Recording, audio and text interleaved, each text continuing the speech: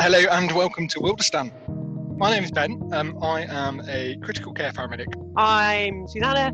I'm a scientist. Hi guys, as Eddie says, my name's Taff. I'm an expedition leader. I've done a fair bit of leading with British Exploring Society. I am here in South Wales, I won't say sunny. And we will be talking today about birds and other things from my little corner in the Czech Republic. Follow me. What we're going to do is we're just going to take you down to the campsite that I've chosen for today. You want to come? Laya.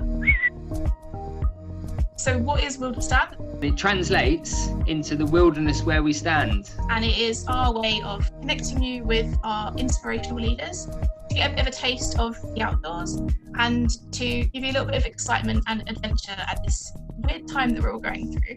It's designed to be interactive. We hope that you will talk to us through the session and do some of the activities that we're going to be doing this afternoon. And all we're going to do is just raise one leg up. So just going to raise one leg so we're slightly off balance. Why would we splint a broken wrist? Get on them keyboards again and we'll have a little chat about it. There we go. That's a bit chilly. And it's ready to be cooked. But the question is, what fish do you think this is? Looks like a tiny little, quite vicious looking creature. And we've got flowing water here. It looks clear, but it's not flowing necessarily very fast.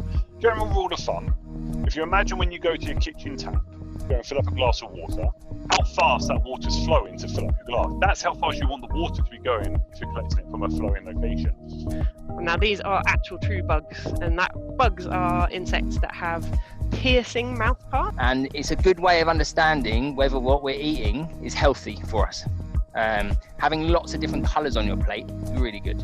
But there's definitely some colour change going on here. They've obviously depressed a twig as they've stepped, and the twig has broken, leaving these open ends here. What we're aiming for is a solid foot. So if we can get that foot flat on a big rock. We're going to launch another poll to make a decision on which way he should go next. This is now giving me a compass, which is fairly accurate. Looks like perfect area. Put my hammock up in. How many people, raise your hand if we want to see James get in the hammock? It is cosy.